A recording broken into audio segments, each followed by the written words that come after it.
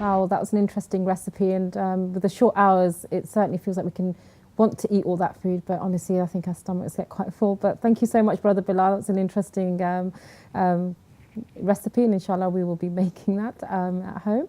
Right now we have continue with our Ramadan etiquettes, and I'd like to welcome Sister Masuma. Assalamu alaikum. Wa alaikum assalam wa rahmatullah. How are you? Alhamdulillah. Good. Thank you. How about yourself? Inshallah. Thank you so much. Yeah, I'm fine. Thank you. So in terms of our discussion today, we're going to be talking about the prayers and the merits of this benefiting this holy month. And really, we obviously have our daily wajib prayers that we perform every day. How can we increase the benefits? And really, although we can do numerously, there's many prayers that are recommended every night to do between Maghrib and Isha. What are the benefits of sort of increasing our namaz and salah that we do in the month? So we have the nawafil, which you've got the ones that are in between the salahs that you can recite, and then obviously the nawafil for Salatul Layl and then Salatul Layl itself. What that does, we have in hadith that the nawafil actually compensate for the if we haven't got the salah to the level it should be at. Right, I see. The nawafil will actually then come in and help bring it up and supplement it. So it's really good to get into the habit of that. And even important, isn't it? Yeah. That's what you're saying. And even if we feel we can't do all of them, at least sometimes I think people think that if they can't do all of them, they can't do it. They shouldn't do any.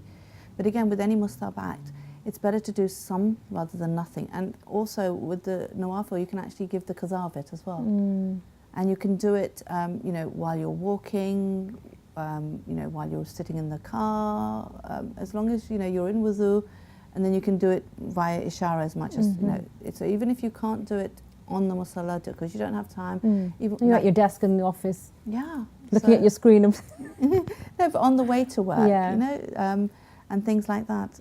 But I think it's really important to understand that this is the month where you up your game, right, spiritually. So you should be doing a lot more than you were, so that when the month finishes and you start lessening it, it doesn't lessen all the way back to what it was, but it lessens. So it's like a bell curve.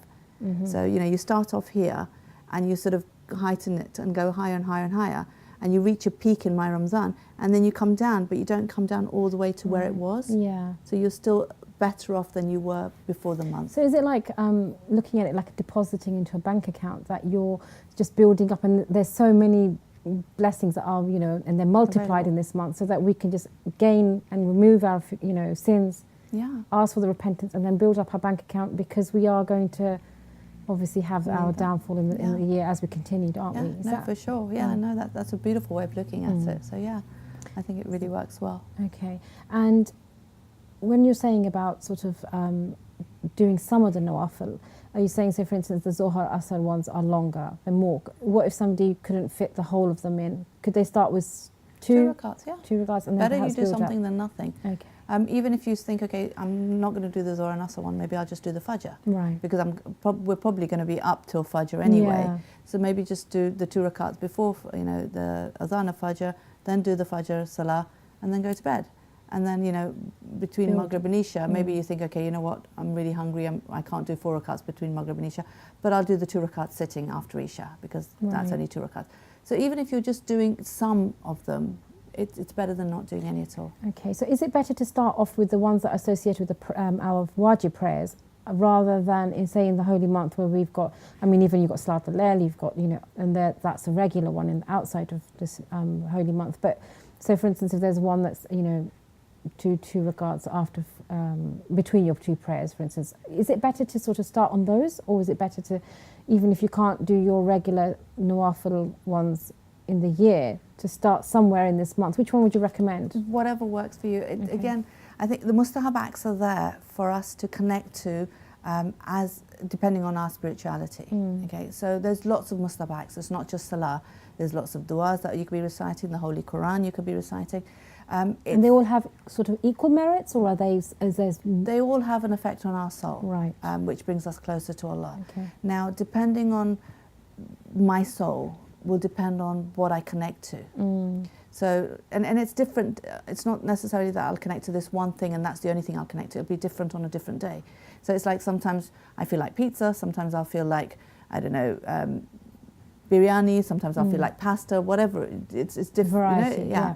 It's the same sort of principle. So if I, for example, if I pick up a dua to recite and I'm not connecting to it and I'm actually turning the pages to see when it's finishing, then really I'm not getting anything out of that dua. Then I need to just close that dua, but not stop doing the ibadah. So if I've decided that I'm going to do ibadah, the dua would have taken me half an hour. 10 minutes into the dua, I realise I'm not connecting to this. Sure. I stop the dua, but then for the next 20 minutes to make it that half an hour, I do something else. So maybe I try reciting some mustahab salahs. Maybe I try reciting the Holy Quran.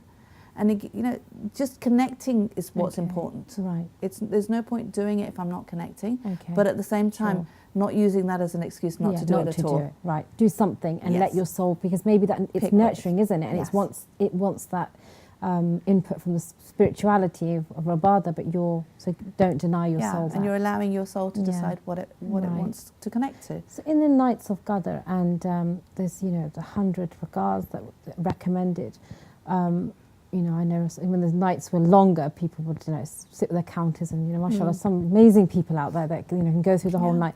What's the best way to do that? Is it good to do those sort of ibadah, or because you're counting and you're saying, well, I've done 100, that's amazing, or how would you? Again, it depends on if you're connecting. If you can do it with the presence of heart, great, do it. But if you're doing it as a tick box exercise, just counting and just okay, I'm doing it and that's it, there's no point. The other thing to remember as well is if I have qadha on me, although I can do a mustahab salah, even though I have qadha on me, it's not like fast. If I have a qadha fast on me, I can't do a mustahab fast, I have to do the qadha fast. But with salah, I can do mustahab salah. It is still recommended to ensure that I pay the qadha back first, because that is a debt on me. Yeah. So, for example, instead of doing the 4 rakat nawafil of Maghrib, I could do a Zuhr qadha I have on myself. Right.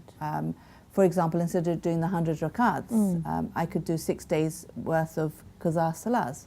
So that would be 6 times 17, which is 102. Yeah.